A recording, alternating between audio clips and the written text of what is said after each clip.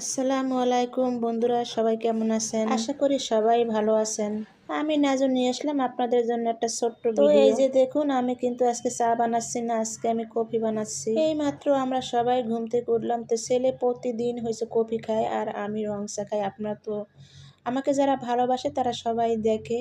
তো আজকে ছেলে জিজ্ঞেস করছিল যে আম্মু তুমি কি কফি খাবে, তো আমি ভাবলাম দাও আমাকেও এক কাপ দাও, আমি খাই। লোভে পাপ, পাপে মৃত্যু। তো মৃত্যু যদি হয়ও তারপরও আজকে আমি খাবো, কারণ প্রতিদিন চেয়ে চেয়ে দেখি। খানা খানা শব্দের অর্থ হয়েছে আল্লাহ তাআলা খেতেও বলছে আবার নাও করছে।